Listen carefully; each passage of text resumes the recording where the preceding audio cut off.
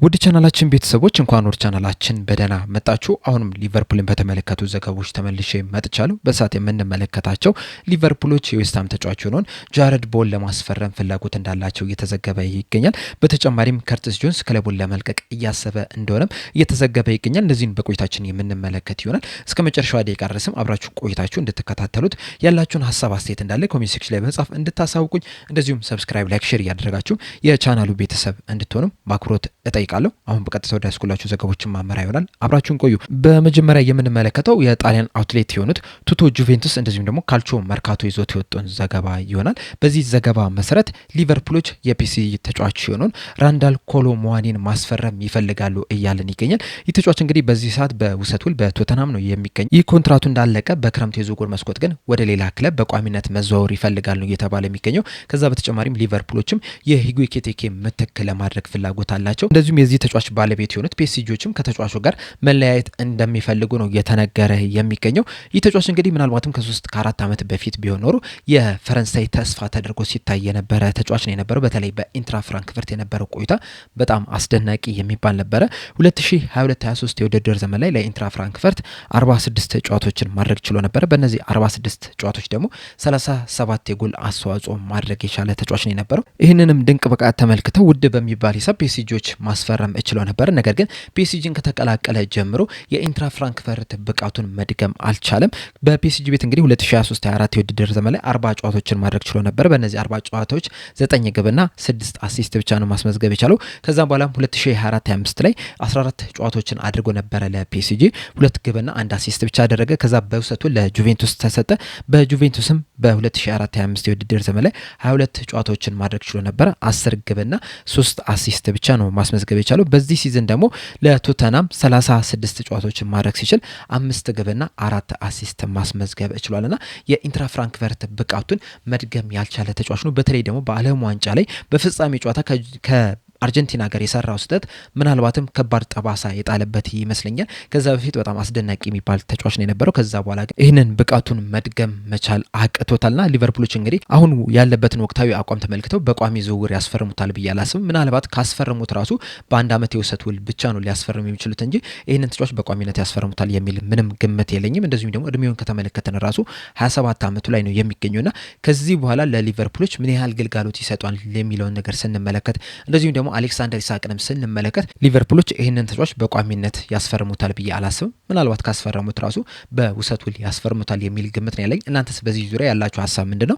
ሀሳባችሁ እንዳለ ኮሜንት ሴክሽን ላይ በመጻፍ አሳውቁኝ። በመቀጠል የምንመለከተው ፉትቦል ኢንሳይደር ይዞት የወጣውን ዘገባ ይሆናል። ፉትቦል ኢንሳይደር ይዞት በወጣው ዘገባ መሰረት ከርቲስ ጆንስ በሊቨርፑል ቤት እያገኘው ባለው የመጮቻ እድል ደስተኛ እንዳልሆነ እየተናገሩ ይገኛሉ።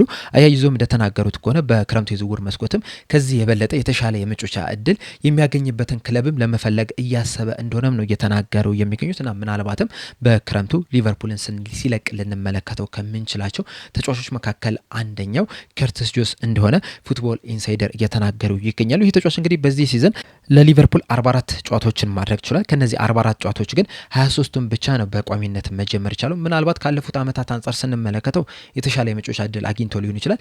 ነገር ግን ደግሞ ማግኘት የሚገባውን ያህል የመጮቻ እድል እያገኘ አይደለም የሚገኘው። በተለይ በዚህ ሰዓት እንግዲህ የአሰልጣኝ አርነ ስሎትን የመሃል ሜዳ አማራጮችን ስንመለከት ከሱ አስቀድሞ ዶሚኒክ ሶቦስላይ፣ ራያን ግራቨንበርክና አሌክሲስ ማካሊስተር ነው የሚመርጡት። እነዚህ ተጫዋቾች ጥሩ ካልሆኑ ወይም ደግሞ ለተጫዋቾቹ እረፍት ለመስጠት በሚል ብቻ ነው አሰልጣኝ አርነ ስሎት ከርቲስ ጆንስን እየመረጡ ያሉት። በዚህም ደግሞ ተጫዋቹ ደስተኛ አይደለም። ስለዚህ በዚህ ምክንያትም ክለቡን ለመልቀቅም እንዳሰበም ነው እየተነገረ የሚገኘው። በዚህ ሲዝንም ደግሞ በሊቨርፑል ቤት የተሻለ የመጮቻ እድል ሊሰጣቸው ከሚገቡ ተጫዋቾች መካከል አንደኛው ከርቲስ ጆንስ ነው። በተለይ ደግሞ በዚህ ሲዝን የሊቨርፑል የመሃል ሜዳ ተጫዋቾችን ከተመለከታችሁ ከዶሚኒክ ሶቦስላይ በስተቀር ጥሩ የሚባል የውድድር ዘመንን እያሳለፉ አይደለም የሚገኙ። በተለይ ደግሞ አሌክሲስ ማካሊስተር በጣም ወርዶ የተመለከትንበት አመት ነውና ከርቲስ ጆንስ ማካሊስተር የበለጠ የመጮቻ እድል ሊሰጠው የሚገባ ተጫዋች ነው የነበረው። በተለይ ደግሞ በአንድ ወቅት ላይ በተከታታይ ጨዋታዎች በቋሚነት ሲጀምር መመልከት ችለን ነበር። በነዛ ጨዋታዎች ደግሞ ከአሌክሲስ ማካሊስተር ካሳየው አቋም የበለጠ በጣም ምርጥ የሚባል አቋምን ማሳየት ችሎ ነበረ። ምናልባትም ከዛ በኋላም በቋሚነት መጀመር አለባቸው ከሚባሉ ተጫዋቾች መካከል አንደኛው ነበረ። ነገር ግን ባልታወቀ ምክንያት አሰልጣኝ አርነ ስሎት በድጋሚ ወደ ቤንችነት እንዲወርድ አድርጎታል። ከዛ በኋላም ራያን ግራቨንበርክንና አሌክሲስ ማካሊስተርን በቋሚነት ሲያሰልፉ መመልከት ይችላል። የሊቨርፑልም ችግር አብሮ ሊቀጥል ችሏልና ከርቲስ ጆንስ የተሻለ የመጫወቻ እድል ሊሰጠው ይገባ ነበረ።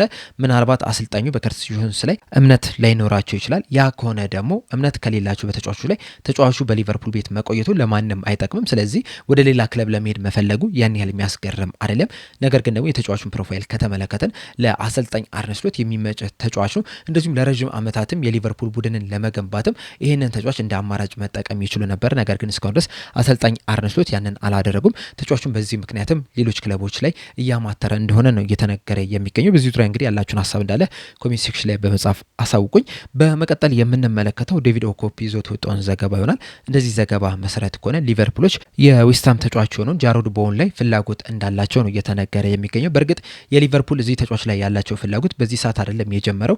2023 አካባቢ ይህንን ተጫዋች ለማስፈረም ፍላጎት እንዳልነበራቸው የተለያዩ ዘገባዎች ሲወጡ ነበረ። በተለይ ደግሞ በዛ ሰዓት ላይ መሐመድ ሳላም ክለቡን ሊለቅ ይችላል የሚሉ አንዳንድ መረጃዎችን ስንሰማ ነበረና ለመሐመድ ሳላ ተተኪ ለማድረግ ጃሮድ ቦወን አስበው እንደነበረ እንደዚሁም ደግሞ ለመሐመድ ሳላም ተፎካካሪም ለማምጣት ባሰበው ሰዓት ቀዳሚ ምርጫቸው ከነበሩ ተጫዋቾች መካከል አንደኛው ጃሮድ ቦወን ነበር። ነገር ግን ደግሞ በዌስትሃም ቤት በጣም ጥሩ እንቅስቃሴን እያደረገ ስለነበረ ዌስትሃሞችም ተጫዋቹን ለመልቀቅ ፍላጎት ስላልነበራቸው እንደዚሁም ሊቨርፑሎችም በመሐመድ ሳላ ምትክ ሌላ ተጫዋችን ለማምጣት ፍላጎት ስላልነበራቸው ይህ ተጫዋች ወደ ሊቨርፑል ሳይዘዋወር ቀርቷል። ነገር ግን ደግሞ በሊቨርፑል ቤት ውስጥ ባሉ አመራሮች ዘንድ አሁንም ድረስ እዚህ ተጫዋች ላይ ከፍተኛ ፍላጎት እንዳላቸው ነው እየተነገረ የሚገኙና በቀጣይ ዓመትም እንግዲህ ሊቨርፑሎች የአጥቂ ስፍራውን ለማጠናከር የተለያዩ ተጫዋቾችን እየተመለከቱ ነው የሚገኙት። ጠዋት በሰራሁላችሁ ፕሮግራም ያንዳሚንዴ መሐመድ ሳላህን ለመተካት ቀዳሚ ተመራጭ እንደሆነ ነግሬያችኋለሁ። ያንን ካላዳመጣችሁት እንግዲህ መለስ ብላችሁ ማዳመጥ ትችላላችሁ። ነገር ግን ደግሞ ያንዳሚንዴን ብቻ ማስፈረም ለሊቨርፑል በቂ አይደለም። ሌላ ተጫዋች ሊጨምሩ ይገባቸዋል። በተለይ ያንዳሚንዴ ገና ወጣት የሚባል ተጫዋች ነው። በፕሪሚየር ሊጉም ተጫውቶ አያውቅም። በቡንደስሊጋው ራሱ ለአንድ ዓመት ብቻ ነው የቆየውና ይህ ተጫዋች ወደ ሊቨርፑል ሲመጣ ፕሪሚየር ሊጉን ለመላመድ ትንሽ ሊቸገረው ይችላል። እናም እንደ ጃሮድ ቦወን አይነት ተጫዋች በቡድን ውስጥ የሚኖር ከሆነ አሁን ለምሳሌ ያንዳሚንዴን ባስፈረሙት ያንዳሚንዴ ፕሪሚየር ሊጉን እስኪላመድ ድረስ ጃሮድ ቦወን በቋሚነት እያስጀመር ከዛ ቀይረህ ደግሞ ያንዳሚንዴን እያስገባ በቀስ በቀስ ፕሪሚየር ሊጉን እንዲላመድ ማድረግ ይቻላል። እንደዚሁም ደግሞ ልምድ ባስፈለገ ሰዓትም ጃሮድ ቦወን እያስገቡ ያንን ልምድ መጠቀም ይቻላልና እንደ ጃሮድ ቦወን አይነት ልምድ ያላቸውን ተጫዋቾች ሊቨርፑል ማምጣት መቻል አለባቸው። ነገር ግን ደግሞ እድሜውን ስንመለከት ምናልባትም ሊቨርፑሎች ይህን ተጫዋች ላያስፈርሙ ይችላሉ የሚል ነገር ልናነሳ እንችላለን። ምክንያቱም በዚህ ሰዓት እንግዲህ 29 ዓመቱ ላይ ነው የሚገኘው። ቀጣይ ዲሴምበር ወር ላይ 30 ዓመቱ ላይ ነው የሚደርሰውና እንደዚህ አይነት እድሜያቸው ላይ የደረሱ ተጫዋቾችን ደግሞ ሊቨርፑሎች ሲያስፈርሙ አልተመለከትንም። ምናልባት ኤክሴፕሽናል ብለን ልንወስዳቸው የምንችለው እንደ ዋታሮ ኤንዶ ያሉ ተጫዋቾች ናቸው። ዋታሮ ኤንዶ እንግዲህ በዚህ ሰዓት 32 ዓመቱ ላይ ነው የሚገኘው። ሲመጣ ወደ ሊቨርፑል 29 ዓመቱ ላይ ነው የነበረው። እናም ልምዱ እንግዲህ ለሊቨርፑል በጣም ትልቅ ጥቅም ሲሰጥ ነበር። በተለይ ደግሞ በየርገን ክሎፕ ጊዜ የዋታሮ ኤንዶ ልምድ ለሊቨርፑል ምን ያህል አስፈላጊ እንደነበረ ሁላችንም መመልከት ችለናል።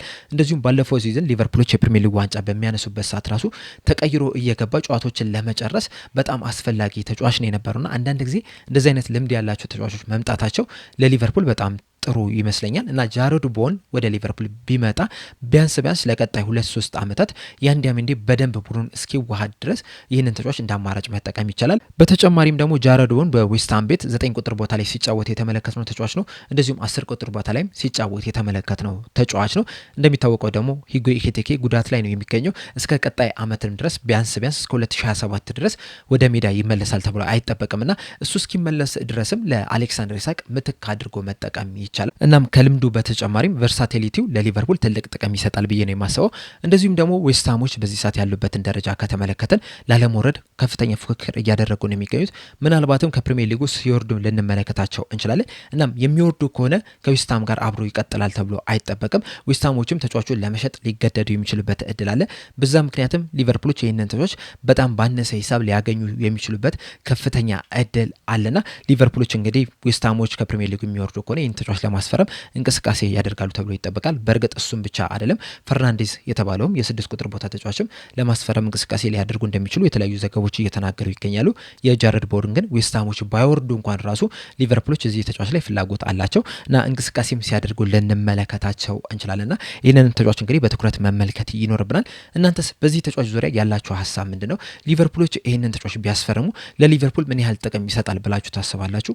ሀሳባችሁን አስተያየታችሁ እንዳለ ኮሜንት ሴክሽን ላይ በጻፍ እንድታሳውቁኝ በአክብሮት እጠይቃለሁ። እስከ መጨረሻው ደቂቃ ድረስ ስለተከታተላችሁኝ ከልብ አመሰግናለሁ። በቀጣይ በሌላ እስከምንገናኝ ድረስ ግን ሰብስክራይብ፣ ላይክ፣ ሼር ማድረግ እንዳትረሱ። ቸር ያቆየን።